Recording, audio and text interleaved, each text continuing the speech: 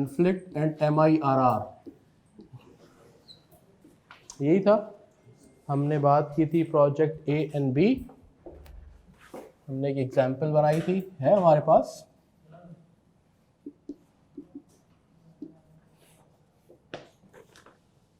Project a 10 million rupees in 1000 कर देते हैं हम।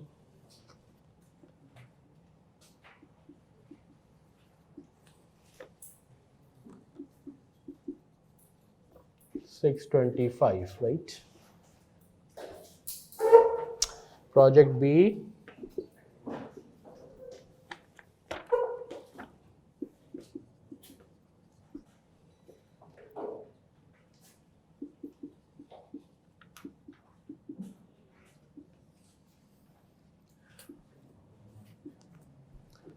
%10 हमारा डिस्काउंट रेट। हमने एनपीवी कैलकुलेट की थी, क्या एनपीवी आई थी? है हमारे पास, कैलकुलेटर खोलें।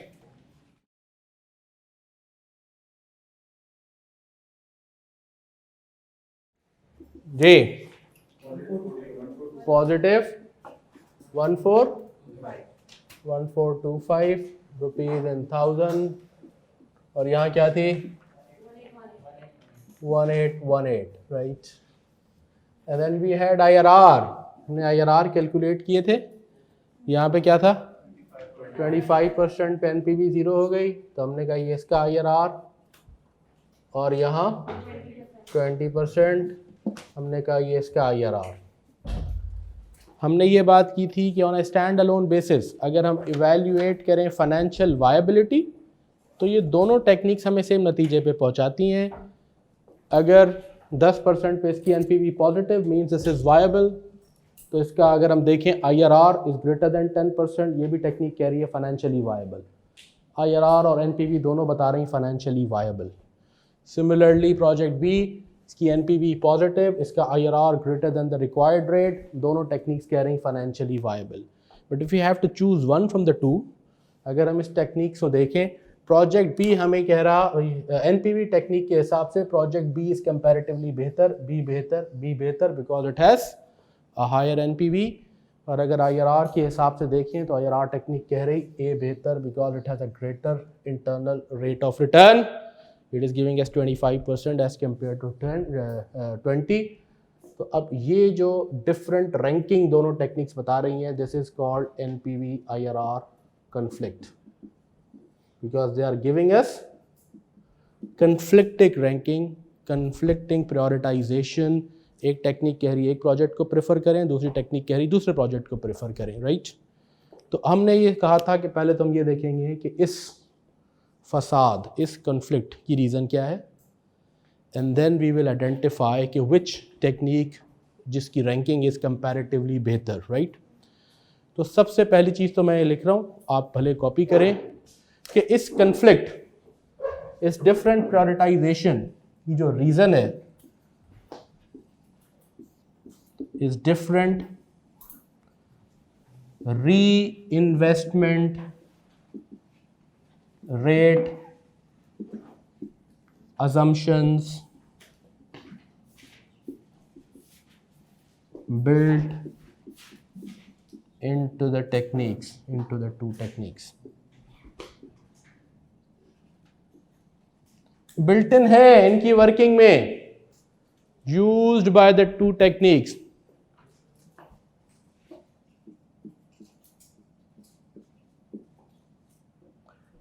क्या मतलब है इस बात का, इसको अभी हम डिस्कस करेंगे। व्हाट इज़ द री इन्वेस्टमेंट रेट अजम्पशन, ये हम बात करेंगे। लेकिन इस फसाद की जड़, इस फसाद की रीज़न ये है कि ये दोनों टेक्निक्स डिफरेंट री इन्वेस्टमेंट रेट्स अज्यूम करती हैं, बिल्ट इन है इनकी वर्किंग के अंदर। कैसे, वो अभी हम डिस्कस करेंगे। NPV technique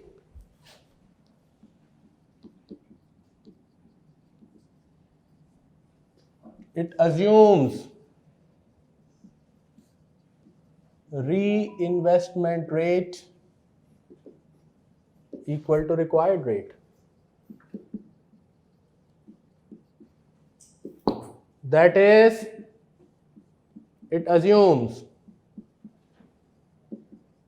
that any surplus cash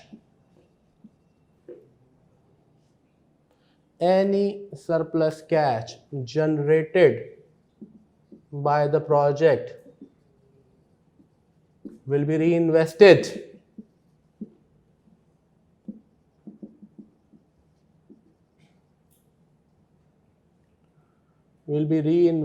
for the rest of project life.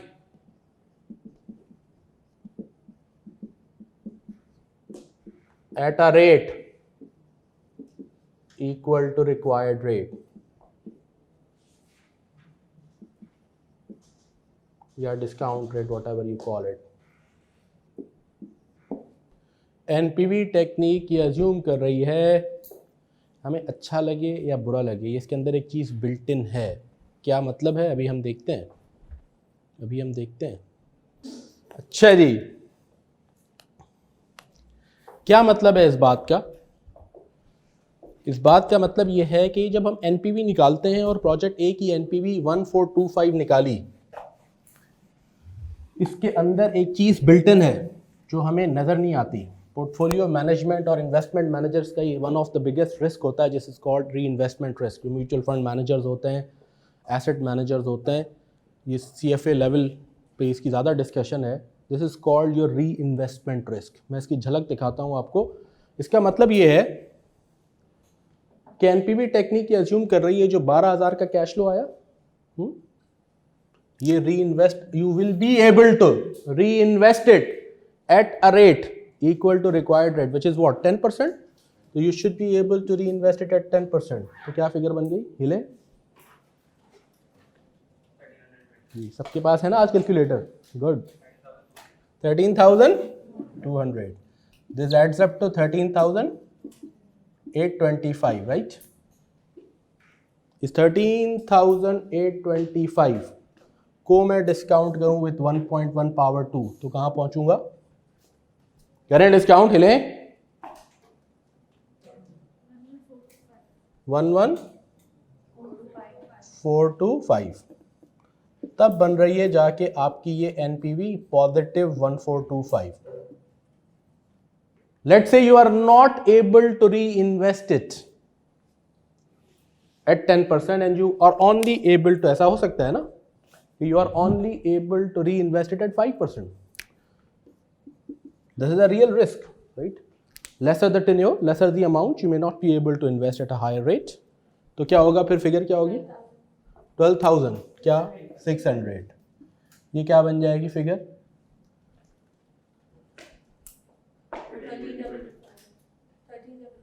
13,225. अब डिस्काउंट करें इसे,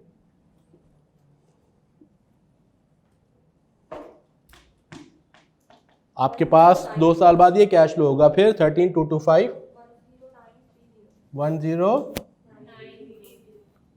10,930 ऐसे कह दें, तो फिर ये बन जाएगा पॉजिटिव 930. फिर एनपीवी 1425 नहीं रहेगी.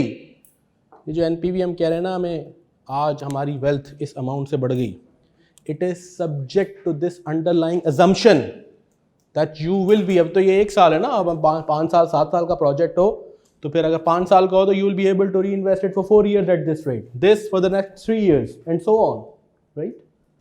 तो every cash flow that you will generate, you will be able to flow it back until the end of the project, till the project life, at a rate equal to your required rate. If you are not able to do it, you will not realize it. ये कोई मर्द की ज़बान नहीं है कि बस आ गई तो ये रियलाइज हो जाएगी. This is subject to one, of course, your ability to earn these cash flows and your ability to reinvest the cash flows at this rate. If you are not able to do it, you will not get that NPV. That's called the reinvestment assumption built into this rate. ऐसे गमज़दा होगी ना, देखें कि हाय हाय इतनी अच्छी NPV थी, इसकी ये लिमिटेशन. तो हर टेक्निक की एक लिमिटेशन होती है ना. NPV की ये लिमिटेशन कह लें, इसकी ये built in assumption कह लें, लेकिन ये इसके अंदर मौजूद है. एवरीबडी विथ मी, कॉपी करें, फिर ऐसे ही प्रोजेक्ट बी के लिए चेक करें. फिर हम आते हैं कि IRR के अंदर क्या अजम्पशन बिल्ट इन है जो हमें नज़र नहीं आती. सिमिलरली फॉर प्रोजेक्ट बी किया हमने खुद, हिले हम, तेज तेज हाथ चलाएं, तेज तेज।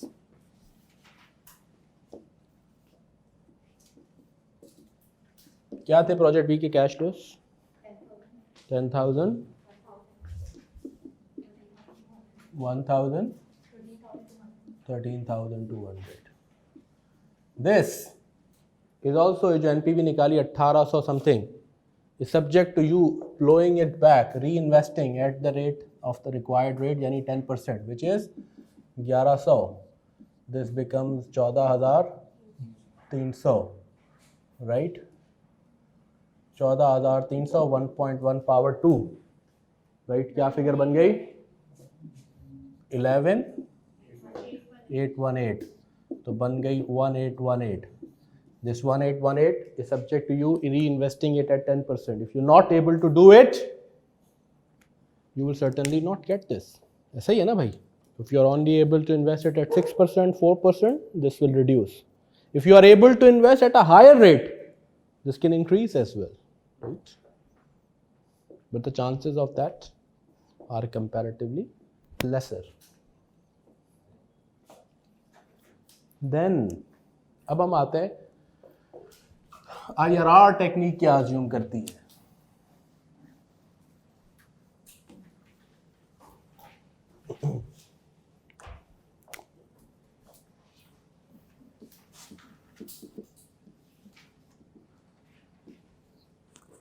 IRR technique, it assumes reinvestment rate equal to IRR. Yes, IRR technique कह रही है जो IRR है, you will be able to plow it back at that rate for the life of the project. So it assumes that any surplus cash या cash generated by the project will be reinvested. Rather than surplus, I should say just cash generated by the project will be reinvested for the rest of the project at a rate equal to the IRR of the project. जो भी IRR है project का, whatever it is, you will be able to plow it back at that rate. This sounds a little unrealistic. पहुंच गए हम? अब ज़रा सबकी गर्दन एक मिनट ऊपर। अब हम ये कह रहे हैं, यानी IRR टेक्निक के अंदर 25% के IRR की जो फिगर इसकी निकली, उसके अंदर एक अजम्पशन बिल्ट इन है जो वैसे नज़र नहीं आती हमें, लेकिन ये है, चाहे हमें अच्छी लगे या बुरी लगे, नज़र आए ना आए, but that is built in, कि ये cash flow you will be able to reinvest, to plough back at a rate equal to IRR. जब हम ये कह रहे हैं ना ये प्रोजेक्ट मुझे 25% रिटर्न देगा throughout the life, IRR actual, तो इसके अंदर ये बिल्ट इन है कि I will be able to reinvest this cash flow at 25%, यानी इसके अंदर ये बिल्ट इन है. अब देखें कैसे, इनटू 1.25 करें, 15,000 makes it 15,625, right? Make this as S, this as P, and 2 years, right? अब हम करते हैं S P, तो ये IRR बनेगा, है ना? 10,000 बन जाएंगे 2 साल में 15,625. तब मैं कह सकता हूं कि मेरा मेरा एक्चुअल रिटर्न कितना है? 25. करें, हिले ना सब?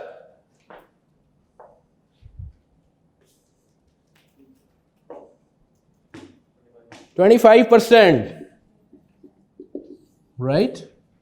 If you are only able to invest this at let's say 8%, तो ये क्या फिगर बनेगी? Anything other than 25 will not lead you to 25%. 12,960, ये क्या बन जाएगी फिगर? 13,585.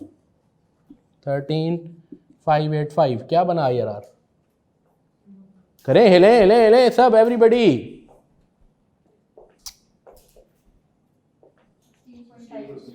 16.5. आप जो बड़े खुश बैठे हैं ना कि ये प्रोजेक्ट मैंने IRR निकाल दिया कैलकुलेटर पे, और मैंने कहा जी बिस्मिल्लाह प्रोजेक्ट 25% रिटर्न दे रहा है और मुझे आगे का पता ही कोई नहीं अगर, और मैंने इसको 8% पे इन्वेस्ट कर दिया, तो कोई खुश होने की ज़रूरत नहीं है। फिर इस प्रोजेक्ट ने आपको 25% नहीं दिया रिटर्न, फिर एक्चुअली आपका रिटर्न बनेगा 16.5,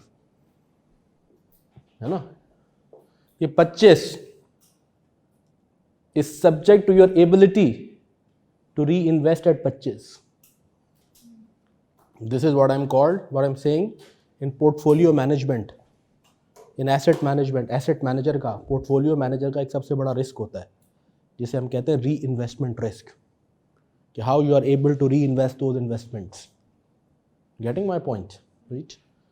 तो ये जो 25 है, जो बचपन में हमने पढ़ लिया कि 25 हो गया, बस 25 हो गया, 25 इज सब्जेक्ट टू समथिंग. हम समझते हैं 25 is only subject to the risk of realising the cash flows, but it's also subject to your ability to reinvest it at that rate. Everybody with me? Right. तो अब इसका मतलब है दोनों techniques के अंदर दो डिफरेंट assumptions होंगे.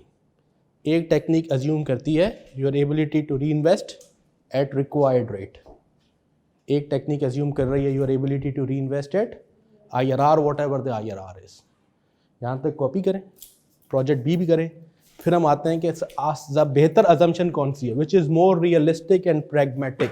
हाँ, हकीकत के करीब कौन सी है. हम तो हकीकत पसंद लोग हैं ना. अच्छा जी, तो हमने ये पढ़ी बात, अगर हम इसको ढंग से पढ़े ना, ये सबसे मज़ेदार सब्जेक्ट है literature. The reason I also started to teach it because I started to enjoy when I studied it. तो ये जो सब्जेक्ट है, ये है डिसीजन मेकिंग का subject, unlike many theoretical subjects. अच्छा जी,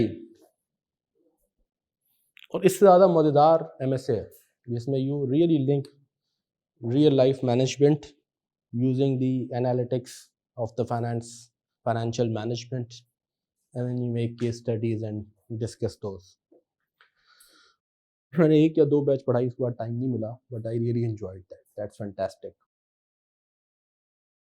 अच्छा जी, वापस आ गए हम. तो NPV is assuming a reinvestment rate equal to required rate. And IRR को भी देख लेते हैं हम. प्रोजेक्ट बी के लिए it is assuming reinvestment equal to IRR of the project. और ये ही डिफरेंट reinvestment rate assumptions हैं जिनकी वजह से ये पॉसिबिलिटी रहती है कि they may end up giving different prioritization and different ranking, जिसका ये हम अभी एक एग्जांपल देख रहे हैं. अच्छा, प्रोजेक्ट बी के लिए देखें. प्रोजेक्ट बी का IRR क्या था? 20%. 20%. तो इसका मतलब है इसके अंदर बिल्ट इन है री इन्वेस्टमेंट ऑफ 20%, 1200. क्या बन गया ये? 1400, 14400. We'll keep this S. We'll make this P. We call this SP 1 plus I power N. 14,400, 10,000, 1 plus I power 2. तो आप देखेंगे I आ जाएगा 20%, है ना. तो this 20% is assuming in the background reinvestment of 20%. If you're only able to invest it, let's say at 5%, फिर क्या होगा? फिर ये यकीनन बात है कि 20% नहीं रहेगा, तय बात है ये. तो फिर क्या फिगर बन गई है? 1050. फिर ये क्या बन गई? 14250. फिर ये बन गई 19.4. Because this cash flow is relatively smaller, तो इम्पैक्ट इज स्मॉलर, लेकिन बहरहाल 20% नहीं रहेगा, ये बात तय हो गई. चलिए, and it can be as material as हमने देखा this, the cash flow is material, right. तो अब हम आते हैं which reinvestment rate assumption is more practical. तो हम ये कहते हैं कि the reinvestment rate assumption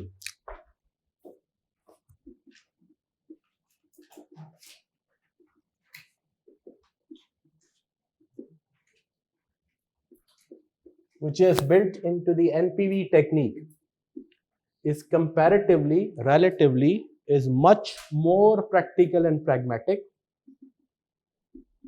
as compared to the reinvestment rate assumption built into the IRR. क्यों? क्योंकि आपका एक रिक्वायर्ड रेट है, डिस्काउंट रेट जिसे आप कहते हैं, है ना? This is based on your cost of capital of the entity, your marginal cost of capital that we'll talk about in detail when we'll start the discount rate determination, जो मैंने आपको पिछली क्लास में बताया कि एडवांस इन्वेस्टमेंट अप्रेजल का main area है. हफ्तों हम इस पर बात करेंगे. तो as an entity you would always strive कि मैं अपना मिनिमम, वो मिनिमम रेट भी कहलाता है ना? दिस इज योर, इसे हम हर्डल रेट भी कहते हैं. जैसे छोटा बच्चा होता है ना, उसके बहुत सारे नाम होते हैं, मुन्नू, पुन्नू, लड्डू, हाँ? तो इस तरीके से इस डिस्काउंट रेट के भी बहुत सारे नाम हैं. Discount rate, required rate, minimum rate, hurdle rate, right? Pappu, Munnu, Guddu, Laddu जैसे. तो अब as an entity you would strive to achieve at least that minimum, whatever funds you have, whenever you are reinvesting, right? So it is all the more practical and pragmatic to assume कि जो भी पैसे आएंगे जब आप reinvest करने जाएंगे तो आप अपने उस hurdle को तो क्रॉस करने की कोशिश करेंगे ना. You would at least earn 10%. You would like to earn. You would strive to earn, है ना? You would make all efforts to do that, and it is all the more practical that you will be able to do it. As compared to the assumption built in here, जो कह रही है अगर IRR 25 है तो आप 25 earn करेंगे, है ना? IRR 20 है तो आप 20 अर्न करेंगे, IRR 5 है तो आप 5 अर्न करेंगे, है ना? तो which is comparatively unrealistic. एक पर्टिकुलर प्रोजेक्ट में आपने पैसा लगाया, अगर उसी में ही फ्लो बैक करने जा रहे हैं तो शायद पॉसिबल है कि 25% ही मिलता रहे. कोई ऐसा प्रोजेक्ट है जिसमें you would again flow back. अगर तो ऐसा है तो फिर तो ये assumption वैलिड है. अगर ऐसा नहीं है, which is generally the case, तो फिर ये assumption ज़्यादा practical है. is comparatively more practical, more pragmatic versus this, right? तो इसलिए हम कहते हैं कि NPV is comparatively superior technique, right? And the ranking of NPV should be preferred over the ranking of IRR. So we prioritize, we consider NPV as superior technique and prefer the ranking suggested by NPV.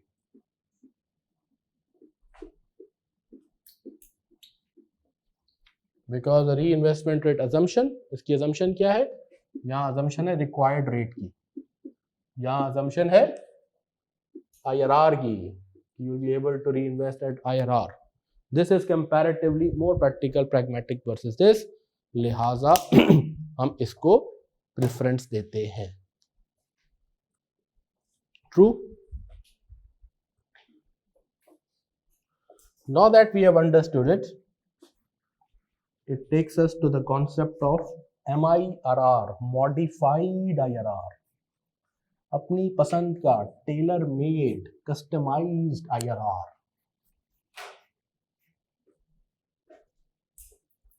MIRR.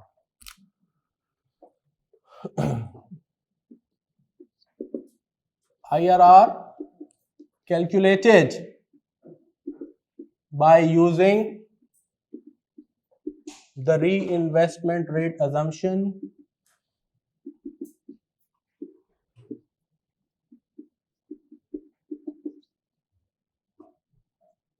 similar to NPV technique,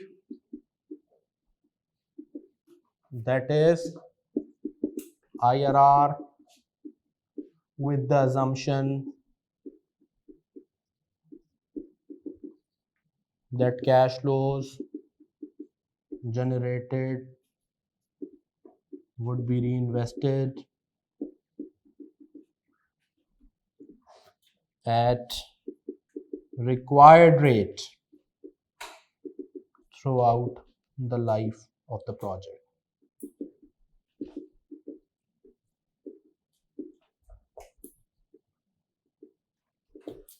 जब हमने ये तय कर लिया कि हमें NPV की assumption बेहतर लग रही, अब उस अजम्पशन को यूज करके अगर हम IRR निकालें, उसका नाम है modified IRR, tailor made, custom made IRR, हमारी अपनी पसंद का मॉडिफाइड IRR।